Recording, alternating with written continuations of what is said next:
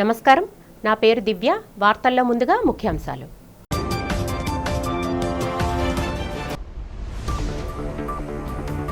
తిరుమల లడ్డు కల్తీ నెయ్యి వ్యవహారంపై అసెంబ్లీలో మాట్లాడిన ఉప ముఖ్యమంత్రి పవన్ కళ్యాణ్, దోషులు ఎవరైనా సరే కఠినంగా శిక్షించాల్సిందేనని స్పష్టం.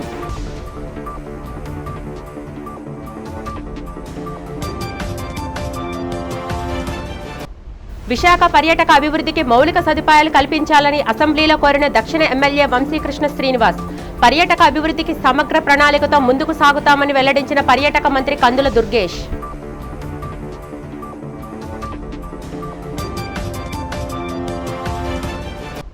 నగరంలో కాలుష్య నియంత్రణ మండలి సిఐఏ సంయుక్త ఆధ్వర్యంలో జరిగిన గ్రీన్ కంపెనీస్ సదస్సులో పాల్గొని పర్యావరణ పరిరక్షణ కోసం మాట్లాడిన స్వచ్ఛాంధ్ర కార్పొరేషన్ చైర్మన్ పట్టాభి.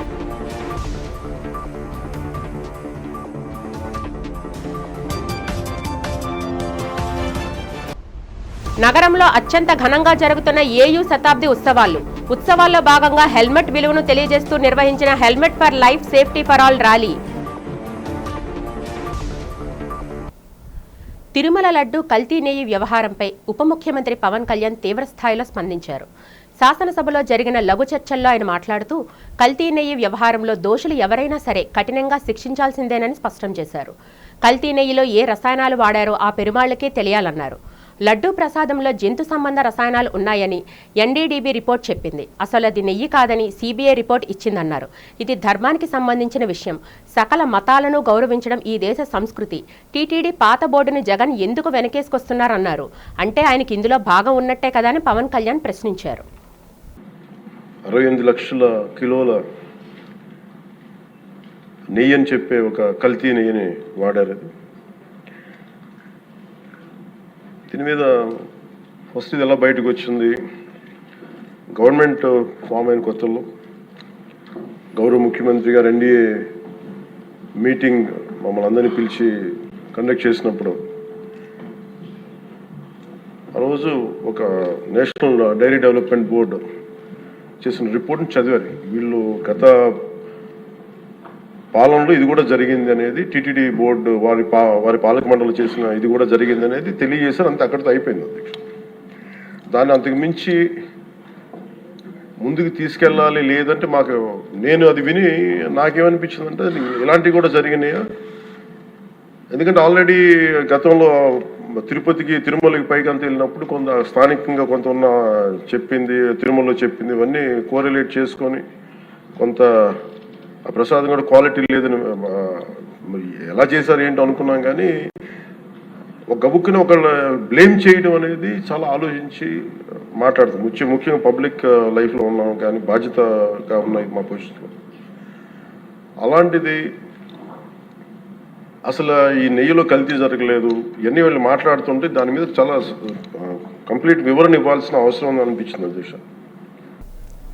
కలియుగ ప్రత్యక్ష దైవం తిరుమల శ్రీ వెంకటేశ్వర స్వామి వారిని మంగళవారం కేంద్ర పౌర విమాన శాఖ మంత్రి కింజరపు రామ్మోహన్ నాయుడు దర్శించుకున్నారు. మాజీ ఎంపీ గల్లా జయదేవ్ మరియు విమానాశ్రయ ఉన్నత అధికారులతో కలిసి ఆలయానికి చేరుకున్న ఆయనకు టీటీడీ అధికారులు సాంప్రదాయబద్ధంగా సాదర స్వాగతం పలికారు. మంత్రి బృందం స్వామివారిని దర్శించుకొని ప్రత్యేక పూజల్లో పాల్గొని మొక్కులు చెల్లించుకున్నారు.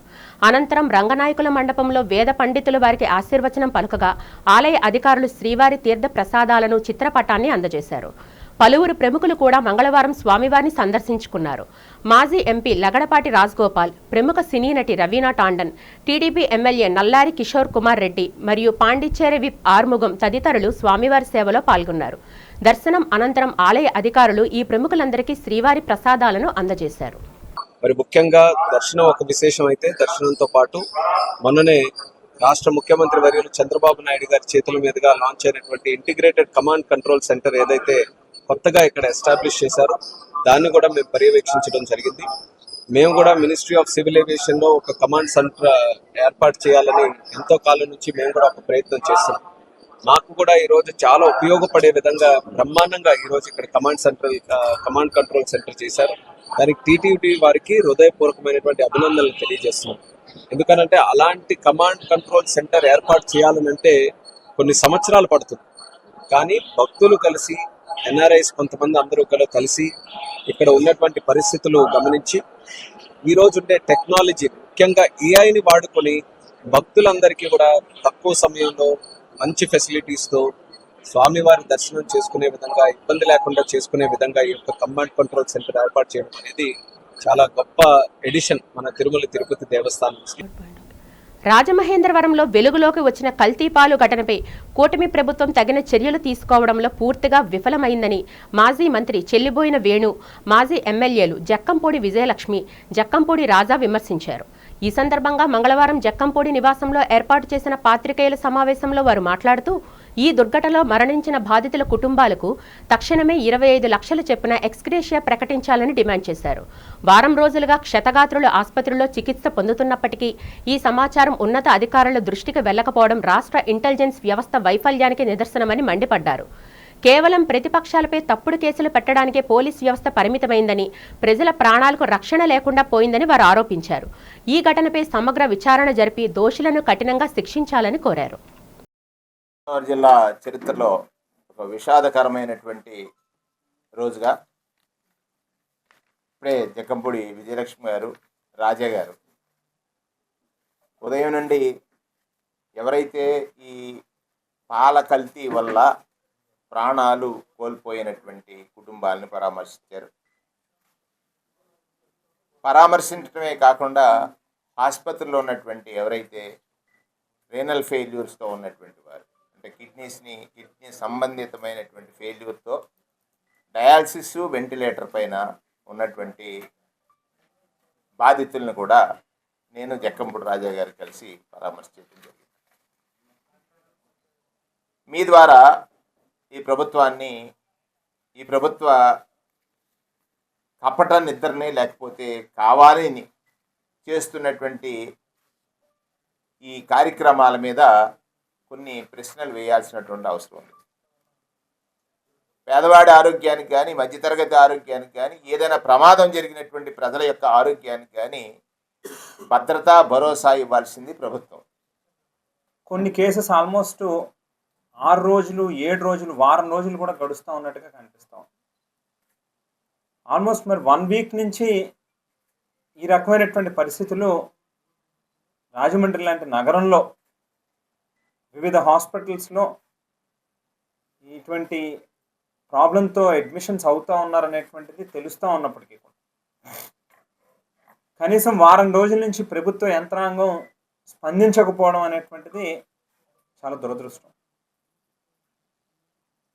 ఇవాళ రాష్ట్రంలో ఉన్నటువంటి ప్రభుత్వ యంత్రాంగాలు, వ్యవస్థలు అన్నీ కూడా ఎంతసేపు ఉన్నా రాజకీయ కక్ష సాధింపులకి మాత్రమే వారిని ఉపయోగిస్తూ ఉన్నారు. ఎక్కడా కూడా ప్రజల యొక్క బాగోగుల్ని మాత్రం పర్యవేక్షిస్తూ ఉన్నటువంటి పరిస్థితి కానీ, దాని మీద దృష్టి కేంద్రీకరిస్తూ ఉన్నటువంటి పరిస్థితి కానీ కనిపించట్లేదు.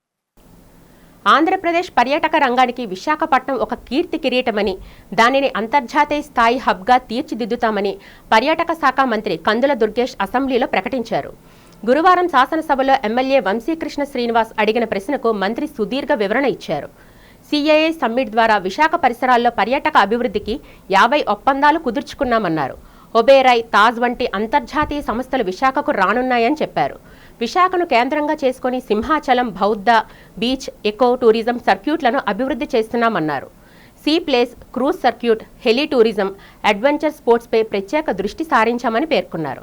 రాష్ట్రంలో విశాఖపట్నం, అమరావతి, తిరుపతిలను 3 ప్రధాన పర్యాటక కేంద్రాలుగా చేయడమే ప్రభుత్వ లక్ష్యమన్నారు. తీర ప్రాంత నిర్మాణాలకు ఆటంకంగా ఉన్న సిఆర్జెడ్ నిబంధనల మార్పుపై కేంద్రంతో సంప్రదింపులు జరుపుతున్నామని, త్వరలోనే పర్యాటక ప్రాజెక్టులకు ఉన్న అడ్డంకులు తొలగిపోతాయని మంత్రి ఆశాభావం వ్యక్తం చేశారు. ఆంధ్రప్రదేశ్ రాష్ట్ర పర్యాటక కీర్తి కిరీటంలో విశాఖపట్నం కలికితురాయి అధ్యక్ష. 2024 డిసెంబర్లో పర్యాటక శాఖ 2024-29కి సంబంధించి ప్రత్యేకమైనటువంటి విధానాన్ని ఏర్పాటు చేయడం వల్ల విశాఖపట్నం పరిసర ప్రాంతాలు, విశాఖపట్నంలో కూడా అనేక కార్యక్రమాలు చేపట్టడం జరిగింది అధ్యక్ష. ముఖ్యంగా విశాఖపట్నాన్ని ఒక యాంకర్ హబ్గా చేయాలని, హబ్ అండ్ స్పోక్ మోడల్లో, దాని ప్రకారం విశాఖపట్నం చుట్టూ థిమాటిక్ సర్క్యూట్లు ఏర్పాటు చేయడానికి ప్రతిపాదించాం అధ్యక్ష. అందులో సింహాచలం టెంపుల్ సర్క్యూట్, విశాఖపట్నం బౌద్ధ సర్క్యూట్, విశాఖపట్నం బీచ్ సర్క్యూట్, అదేవిధంగా ఎకో టూరిజం సర్క్యూట్ను కూడా ఏర్పాటు చేస్తున్నాం అధ్యక్ష. విశాఖపట్నం, భువనేశ్వర్, కోల్కతా మరియు విశాఖపట్నం, చెన్నై, ట్యూటికోరన్ వీటికి సంబంధించి ఒక సీ క్రూజ్ని ఒక సర్క్యూట్గా ఏర్పాటు చేయాలనేటువంటి ప్రతిపాదన చేశాం అధ్యక్ష. విశాఖపట్నం, అరకు సీప్లేన్ సర్క్యూట్లు కూడా, అదేవిధంగా అడ్వెంచర్ టూరిజం హబ్గా విశాఖపట్నాన్ని ఏర్పాటు చేయాలని, ఈ మధ్యకాలంలో సిఐఏ వాళ్ళతో కలిసి చేసినటువంటి భాగస్వామ్య సదస్సులో విశాఖపట్నం హబ్లో హోటళ్లు మరియు రిసార్ట్స్ ఏర్పాటు కోసం రమారమి 8,650 కోట్ల రూపాయలు విలువైనటువంటి 50 MOUల్ని చేసుకోవడం జరిగింది అధ్యక్ష. అదేవిధంగా స్టేట్ ఇన్వెస్ట్మెంట్ ప్రమోషన్ బోర్డులో 16 ప్రాజెక్టుల్ని ప్రభుత్వం ఆమోదించింది అధ్యక్ష. ఇవి 2,858 రూములను ఏర్పాటు చేయడానికి మరియు 4,098 కోట్ల రూపాయల పెట్టుబడికి కూడా ఈ SIPBలో మనం శాంక్షన్లు చేసుకోవడం జరిగింది అధ్యక్ష. ఆంధ్రప్రదేశ్ అసెంబ్లీలో మంగళవారం ఏపీ ఎస్ఆర్టీసీ కార్మికుల సంక్షేమంపై బీజేపీ ఫ్లోర్ లీడర్, విశాఖ ఉత్తర నియోజకవర్గ ఎమ్మెల్యే పి విష్ణుకుమార్ రాజు గళమెత్తారు. ముఖ్యంగా ఆర్టీసీ కార్మికుల ఆరోగ్య భద్రత అంశాన్ని ఆయన సభలో ప్రస్తావించారు. రాష్ట్ర రవాణా రంగంలో కీలక పాత్ర పోషిస్తున్న కార్మికులకు మెరుగైన వైద్య సదుపాయాలు కల్పించాల్సిన అవసరం ఉందని, వారి కుటుంబాలకు ఆరోగ్య భద్రత కల్పించడంలో ప్రభుత్వం ప్రత్యేక చొరవ చూపాలని ఆయన కోరారు. కార్మికుల క్షేమాన్ని దృష్టిలో ఉంచుకొని తక్షణమే తగిన చర్యలు తీసుకోవాలని ఈ సందర్భంగా ఆయన ప్రభుత్వాన్ని డిమాండ్ చేశారు. గౌరవ ముఖ్యమంత్రి నారా చంద్రబాబు నాయుడు గారు ఆయన కంప్లీట్ రాజకీయ అంతా ఉపయోగించి అధ్యక్ష, ఆయనకున్న అనుభవాన్ని ఉపయోగించి అత్యంత అద్భుతమైన పథకం స్త్రీ శక్తి పథకం అధ్యక్ష. ఆ స్త్రీ శక్తి పథకాన్ని ప్రజలు అత్యంత అద్భుతంగా ఆదరిస్తున్నారు అధ్యక్ష. ఈ ఆంధ్ర రాష్ట్రంలో more than 40 crores of people, అంటే 40 కోట్ల దాటి ఆగస్టు 15, 2025లో మొదలుపెట్టినప్పటి నుంచి 40 కోట్ల ఫ్రీ టికెట్స్ ఇవ్వడం జరిగింది అధ్యక్ష. అంటే ఒక్కొక్క మహిళకి 2,500 రూపాయల నుంచి 3,000 రూపాయల వరకు ఆదాయం వచ్చే అద్భుతమైన పథకం అధ్యక్ష. ఈ పథకాన్ని ఉపయోగించుకుని మహిళలందరూ సంతోషంగా ఉన్నప్పటికీ కూడా ఆ పథకాన్ని సరైన విధానంలో తీసుకెళ్లి ఆర్టీసీ కార్మికులు మాత్రము మానసికంగా క్షోభిస్తున్నారు అధ్యక్ష.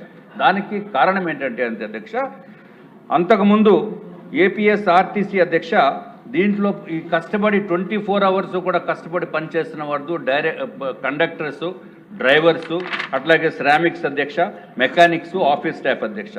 ఈ రాష్ట్రంలో 48,000 మంది ఉన్నారు అధ్యక్ష. ప్రజలకి ఎంతో సేవ చేస్తున్నప్పటికీ కూడా అనారోగ్యంతో మరణిస్తున్నారు అధ్యక్ష. అంటే దానికి కారణం ఏంటంటే అధ్యక్ష, 1/1/2020 అంటే 1 January న్యూ ఇయర్ గిఫ్ట్ కింద జగన్మోహన్ రెడ్డి గారి ప్రభుత్వము వీళ్ళకి అంతకుముందు ఏపీఎస్ ఆర్టీసీలో ఉన్న వైద్య విధానాన్ని మార్చి ఈహెచ్ఎస్లో పెట్టారు అధ్యక్ష. ద్విచక్ర వాహనంపై ప్రయాణించేవారు విధిగా హెల్మెట్లు ధరించాలని నగర police commissioner doctor Shankhabhadra Bagchi అన్నారు. ప్రమాదవశాత్తు ఏదైనా ప్రమాదం జరిగితే వాహనంపై ప్రయాణించే వారికి తలకు బలమైన గాయాలు తగలకుండా హెల్మెట్ పరిరక్షిస్తుందన్నారు. ఏయూ శతాబ్ది ఉత్సవాల్లో భాగంగా helmet for life, safety for all అనే నినాదంతో నగరంలో బైక్ ర్యాలీ జరిగింది. ఈ ర్యాలీని నగర police commissioner Shankhabhadra Bagchi AU Gandhi విగ్రహం వద్ద జెండా ఊపి ప్రారంభించారు. ఈ సందర్భంగా పోలీస్ కమిషనర్ బాగ్చి ఏయూ ఉపకులపతి ఆచార్య జీపీ రాజశేఖర్ మాట్లాడారు. ద్విచక్ర వాహనాన్ని నడిపేవారు వెనుక కూర్చున్న వారికి హెల్మెట్ తలకు శ్రీరామ రక్షగా ఉంటుందన్నారు. వాహనంపై ఉండేటప్పుడు ఖచ్చితంగా హెల్మెట్ ధరించి ఉండాలన్నారు. ప్రమాదం జరిగితే హెల్మెట్ లేకపోతే ద్విచక్ర వాహనంపై ప్రయాణించే వారికి తలకు బలమైన గాయాలు తగులుతాయన్నారు. తలకు బలమైన గాయాలు తగిలితే ప్రాణాలకే ముప్పు ఏర్పడే అవకాశం ఉంటుందని హెచ్చరించారు. ప్రతి ఒక్కరూ తమ కుటుంబాన్ని, ప్రాణాన్ని దృష్టిలో పెట్టుకొని హెల్మెట్ ధరించాలని వారు సూచించారు. ఈరోజు పరిస్థితి చూస్తే ప్రతి సంవత్సరం ప్రపంచంలో దాదాపు 12 లక్షల మంది రోడ్ ట్రాఫిక్ యాక్సిడెంట్లు చనిపోతున్నారండి. మన భారతదేశంలో దాదాపు 1,80,000 దాకా వ్యక్తులు ప్రతి సంవత్సరం రోడ్ ట్రాఫిక్ యాక్సిడెంట్లో చనిపోతున్నారండి. ఈ రోడ్ ప్రమాదంలో ముఖ్యంగా బైక్ మీద ప్రయాణిస్తూ ఉన్న, టూ వీలర్ మీద ప్రయాణిస్తూ ఉన్న వాళ్ళు చనిపోతారండి. పెడెస్ట్రియన్స్ పాదచారులతో కలిసి ఎక్కువ మంది వాళ్ళే చచ్చిపోతారండి. ఎందుకు టూ వీలర్ మీద ప్రయాణిస్తున్న వ్యక్తులు చచ్చిపోతున్నారని చూస్తే వాళ్ళు హెల్మెట్ ధరించరు. బోత్ రైడర్ మరియు పిలియన్ రైడర్, డ్రైవర్ మరియు పిలియన్ రైడర్ హెల్మెట్ ధరించరు.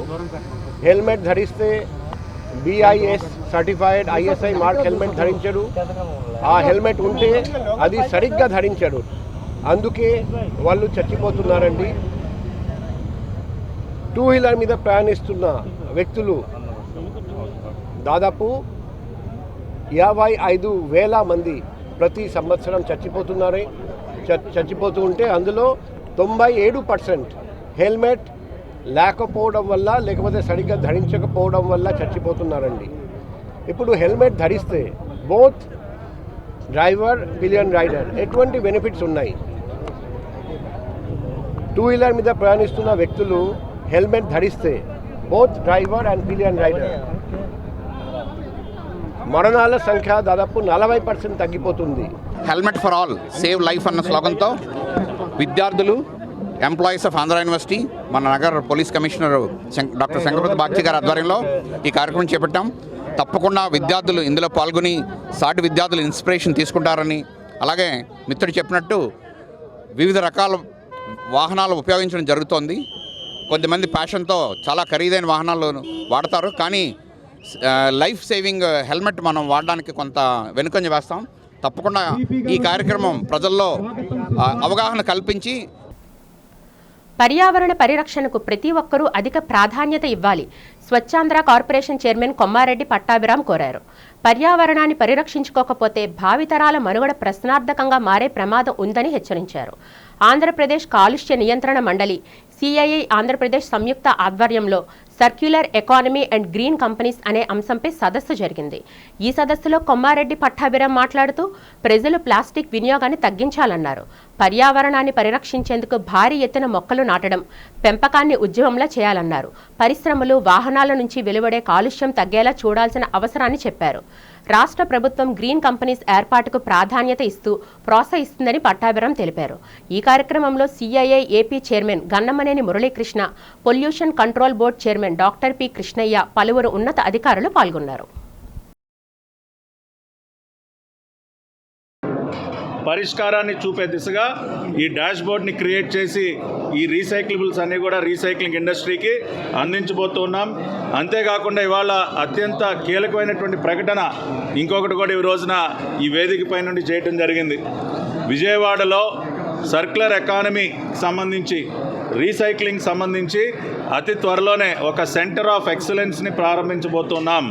ఒక నాలెడ్జ్ సెంటర్ని విజయవాడలో ఏర్పాటు చేయబోతున్నాం. Swachhandhra corporation, AP pollution control board, అదేవిధంగా CII ఇప్పుడే మరి మురళీకృష్ణ గారు కూడా వారు తమ సంసిద్ధత వ్యక్తం చేశారు. వారికి హృదయపూర్వకంగా ధన్యవాదాలు తెలియజేస్తున్నాం. ఈ సెంటర్ ఆఫ్ ఎక్సలెన్స్ ఏర్పాటుకి CII కూడా మేము పూర్తి సహకారాన్ని అందిస్తామన్నారు. అదేవిధంగా AP council for science and technology, APCOST వారు భూమిని కూడా అందిస్తామని మెంబర్ సెక్రటరీ శరత్ గారు తెలియజేయడం జరిగింది. కావున అతి త్వరలోనే గౌరవ ముఖ్యమంత్రి చంద్రబాబు నాయుడు గారు, పవన్ కళ్యాణ్ గారుల చేతుల మీదుగా విజయవాడలో సర్క్యులర్ ఎకానమీ సెంటర్ ఆఫ్ ఎక్సలెన్స్ని ప్రారంభించబోతున్నాం. దాని యొక్క అనౌన్స్మెంట్ కూడా ఇప్పుడే వేదికపై చేయడం జరిగింది. ఆ రకంగా ఓవరాల్గా దేశంలోనే ఒక రోల్ మోడల్గా ఉండే విధంగా సర్క్యులర్ ఎకానమీలో రీసైక్లింగ్ విషయంగా ఆంధ్రప్రదేశ్లో మనం చేపట్టాల్సినటువంటి అన్ని కార్యక్రమాలు కూడా చేపడుతున్నాం. వీటన్నిటికీ కూడా పెద్దలు కృష్ణయ్య గారు అన్ని రకాలుగా మాకు సహకరిస్తూ ఈ ఇనిషియేటివ్స్ అన్నిటికీ కూడా వారు సారథ్యం వహిస్తూ ఈ కార్యక్రమాలని ముందుకు తీసుకెళ్తున్నారు. స్వచ్ఛాంధ్ర కార్పొరేషన్గా మేము కూడా క్రియాశీలక పాత్ర దీనిలో పోషిస్తూ మున్సిపల్ సాలిడ్ వేస్ట్, అదేవిధంగా గ్రామీణ ప్రాంతాల్లో కూడా 220 ప్లాస్టిక్ వేస్ట్ మేనేజ్మెంట్ యూనిట్స్ నెలకొల్పబోతున్నాం. Confederation of Indian industry, Andhra Pradesh కాలుష్య నియంత్రణ మండలి సంయుక్త సారథ్యంలో మన రాష్ట్రంలో కొత్తగా ప్రవేశపెట్టినటువంటి సర్క్యులర్ ఎకానమీ రీసైక్లింగ్ పాలసీ గురించి పారిశ్రామికవేత్తలతోటి, శాస్త్రజ్ఞులతోటి ఒక చర్చా వేదిక ఏర్పాటు చేసి ఈరోజంతా మన రాష్ట్రంలో ఉన్నటువంటి పారిశ్రామికంగా వచ్చేటువంటి వ్యర్థాలు, అదేవిధంగా ఇళ్లలోంచి వచ్చే వ్యర్థాలు, ప్లాస్టిక్ వ్యర్థాలు, వ్యవసాయ రంగం నుంచి వచ్చే వ్యర్థాలు, వీటన్నిటినీ నిరుపయోగంగా ఎక్కడెక్కడ పడేసి మనం కాలుష్యాన్ని పెంపొందించకుండా కాలుష్య నియంత్రణలో భాగంగా ఈ వ్యర్థాలన్నీ పునర్వినియోగం తెచ్చినట్లయితే ఒకవైపున పర్యావరణం బాగుపడుతుంది, ఆర్థిక అభివృద్ధి జరుగుతుంది, ఉపాధి కలుగుతున్న ఉద్దేశంతో ఈ సర్క్యులర్ ఎకానమీ అనే పాలసీని ప్రజల్లోకి తీసుకెళ్లేదానికి సిఏఏ వారు మేము కలిసి ఉమ్మడి కార్యక్రమం చేపడుతున్నాం. ఇక్కడే కాకుండా రాష్ట్రంలో తదుపరి విజయవాడలోను, తిరుపతిలోను, కడపలో కూడా ఇటువంటి సదస్సులు నిర్వహించి ప్రజల్లోనూ ముఖ్యంగా ఇప్పుడిప్పుడే ఏదైనా చిన్న పరిశ్రమలు పెట్టుకోవాలనుకున్నటువంటి ఔత్సాహకుల్లో ఈ ప్రచారాన్ని తీసుకెళ్ళి ఈ పాలసీ యొక్క విధానాలు తెలియపరిచి ఆంధ్రప్రదేశ్ పర్యాటక రంగానికి పారిశ్రామిక హోదా కల్పించినందుకు ముఖ్యమంత్రి చంద్రబాబు నాయుడు, ఉప ముఖ్యమంత్రి పవన్ కళ్యాణ్, మంత్రి లోకేష్లకు విశాఖ దక్షిణ ఎమ్మెల్యే వంశీకృష్ణ శ్రీనివాస్ ధన్యవాదాలు తెలిపారు. శాసనసభలో పర్యాటక రంగంపై జరిగిన చర్చలో ఆయన మాట్లాడుతూ, విశాఖలో అపారమైన అవకాశాలు ఉన్నప్పటికీ మౌలిక సదుపాయాలేమీ వల్ల పర్యాటకులు బ్యాంకాక్, వియత్నాం, గోవా వంటి ప్రాంతాలకు వెళ్లిపోతున్నారని ఆవేదన వ్యక్తం చేశారు. గత ప్రభుత్వ హయాంలో ఉన్న ఏకైక రిసార్ట్ను కూల్చివేసి ప్యాలెస్ నిర్మించడం వల్ల పర్యాటక రంగానికి నష్టం వాటిల్లిందన్నారు. విశాఖలో పెట్టుబడులు పెట్టేవారికి రాయితీలు ఇవ్వాలని, సుమారు 10 మెగా ప్రాజెక్టులను తీసుకురావాలని ఆయన కోరారు. మెఫేరియర్, ఒబేరాయ్ వంటి సంస్థలు వస్తే యువతకు ఉపాధి లభిస్తుందని పేర్కొన్నారు. విశాఖ నుంచి అరకు వరకు ఉన్న రహదారిని విస్తరించాలని, ముఖ్యంగా ఎండాడ నుంచి భీమిలి వరకు ఉన్న సిఆర్జెడ్ నిబంధనలను జోన్ 3 నుంచి జోన్ 2కు మార్చాలని మంత్రిని కోరారు. తద్వారా చిన్న వ్యాపారస్తులకు ఇబ్బందులు తొలగుతాయని, దళారుల బెడద తప్పుతుందని వివరించారు. బీచ్లలో పర్యాటకులు గడిపే సమయాన్ని పెంచి మౌలిక వసతులు మెరుగుపరిస్తే దక్షిణ భారతదేశంలోనే విశాఖ నెంబర్ 1 టూరిస్ట్ కేంద్రంగా మారుతుందని వంశీకృష్ణ స్పష్టం చేశారు. ముఖ్యంగా పర్యాటక రంగాన్ని పరిశ్రమ హోదా కల్పించినందుకు ముఖ్యమంత్రి గారికి, డిప్యూటీ సీఎం గారికి, లోకేష్ గారికి ప్రత్యేకమైన ధన్యవాదాలు అధ్యక్ష. అయితే అధ్యక్ష, విశాఖపట్నంలో ఎన్నో అభివృద్ధి కార్యక్రమాలు చేస్తున్నప్పటికీ ముఖ్యంగా మౌలిక సదుపాయాలు లేకపోవడం వల్ల చాలా ఇబ్బందులు అవుతున్నాయి అధ్యక్ష. గత ప్రభుత్వం ఉన్నటువంటి ఒకే ఒక టూరిజం రిసార్ట్ని కూడా ఎరగొట్టి ఆయన 30 సంవత్సరాల కళని నెరవేర్చుకోవడానికి ఒక ప్యాలెస్ కట్టారు అధ్యక్ష. అది కూడా లేదు అధ్యక్ష. అక్కడ ముఖ్యంగా విశాఖపట్నంలో ఇప్పుడే మంత్రి గారు చెప్పినట్టుగా ఎక్కువ పెట్టుబడులు పెట్టే వాళ్ళకి సబ్సిడీతో పాటు దాదాపుగా ఒక 10 వరకు ఒక మెగా ప్రాజెక్ట్ తీసుకొచ్చి, ఒక ఓబరాయ్ హోటల్స్ కావచ్చు, మేఫేర్ కావచ్చు, మెగ్లాన్ కావచ్చు, చాలా సంస్థలు వచ్చి ఆ ప్రాంతం అంతా అభివృద్ధి జరిగి యూత్ అంతా కూడా ఎంప్లాయ్మెంట్ వచ్చే అవకాశం ఉంది అధ్యక్ష. అయితే అధ్యక్ష, విశాఖపట్నంలో ముఖ్యంగా అరకు అనేది చాలా ఇంపార్టెంట్ కాబట్టి విశాఖపట్నం నుంచి అరకు వెళ్ళే మార్గం మాత్రం కొంచెం చిన్నగా ఉంది అధ్యక్ష. దానికి కొంచెం పెద్దగా చేయాలని చెప్పేసి మీ ద్వారా కోరుకున్నాం అధ్యక్ష. సింహగిరి క్షేత్రపాలకులైన శ్రీ త్రిపురాంతకేశ్వర సమేత త్రిపురాంతక స్వామివారి ఆలయంలో ధ్వజస్తంభ పునఃప్రతిష్ఠ మహోత్సవాలు సోమవారం వైభవంగా ప్రారంభమయ్యాయి. ఆలయ ఈవో జె వెంకట్రావు దంపతులు ఈ పవిత్ర కార్యక్రమాల్లో పాల్గొని శ్రీకారం చుట్టారు. ఉదయం 10 గంటలకు స్వస్తివాచకం, విఘ్నేశ్వర పూజ, యాగశాల ప్రవేశంతో 5 రోజుల పాటు జరిగే ఈ ఉత్సవాలకు అంకురార్పణ చేశారు. ఈ సందర్భంగా అర్చకులు శాస్త్రోక్తంగా అఖండ దీపారాధన, ప్రధాన కుంభవాహన, స్వస్తివాచకం నిర్వహించారు. ఈ కార్యక్రమంలో ఏఈఓ తిరుమలేశ్వరరావు, ఆలయ అధికారులు, అర్చకులు మరియు దాతలు పాల్గొన్నారు. రానున్న 5 రోజుల పాటు వివిధ హోమాలు, జపాదులతో ప్రతిష్ఠ పర్వదినాలు కొనసాగుతాయన్నారు.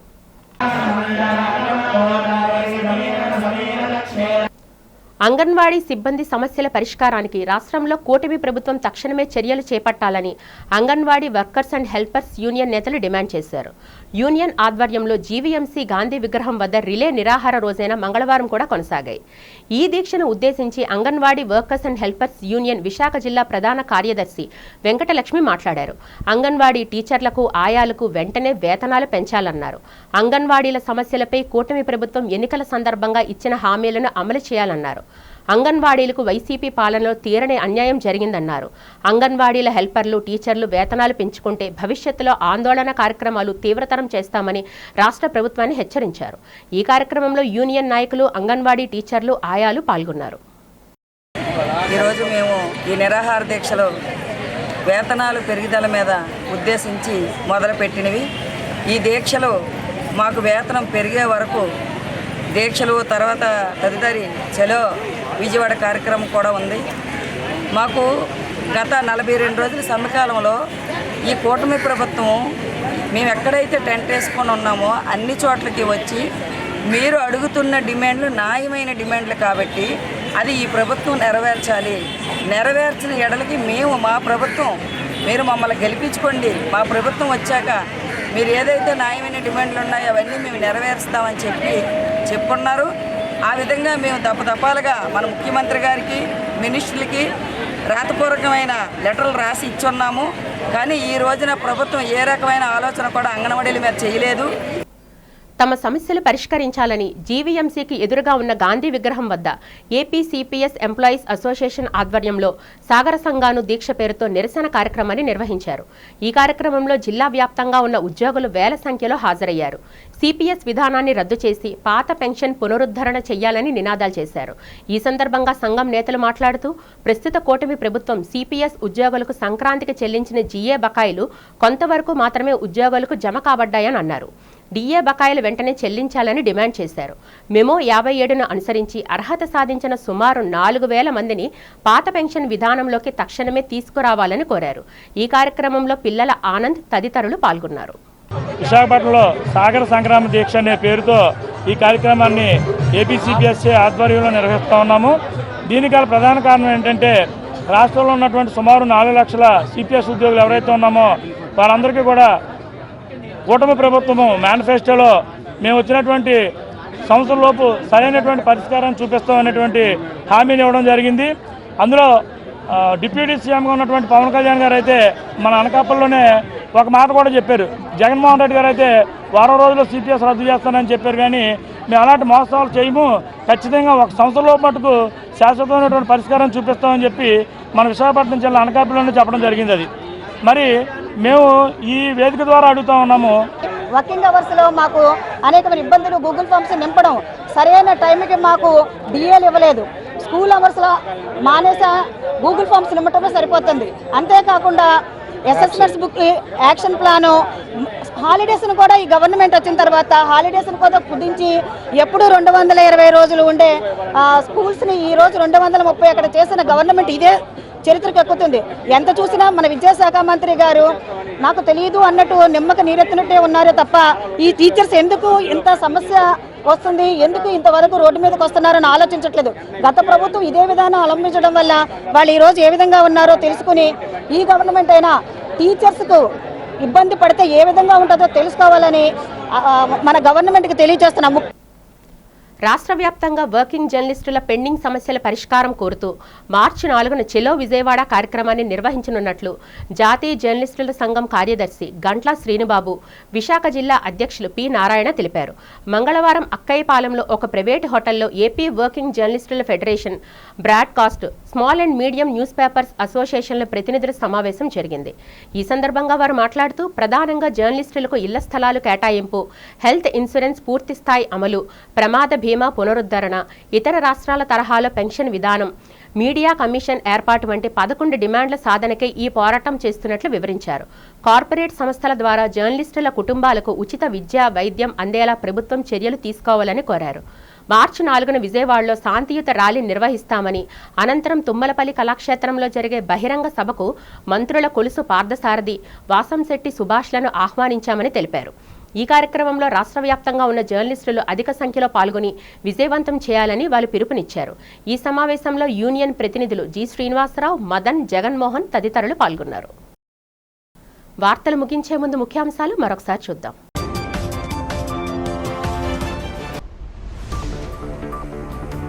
తిరుమల లడ్డు కల్తీ నెయ్యి వ్యవహారంపై అసెంబ్లీలో మాట్లాడిన ఉప ముఖ్యమంత్రి పవన్ కళ్యాణ్, దోషులు ఎవరైనా సరే కఠినంగా శిక్షించాల్సిందేనని స్పష్టం.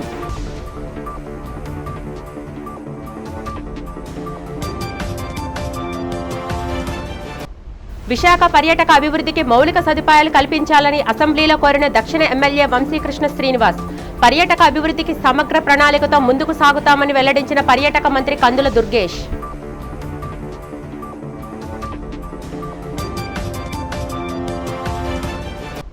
నగరంలో కాలుష్య నియంత్రణ మండలి సిఐఏ సంయుక్త ఆధ్వర్యంలో జరిగిన గ్రీన్ కంపెనీస్ సదస్సులో పాల్గొని పర్యావరణ పరిరక్షణ కోసం మాట్లాడిన స్వచ్ఛాంధ్ర కార్పొరేషన్ చైర్మన్ పట్టాభి.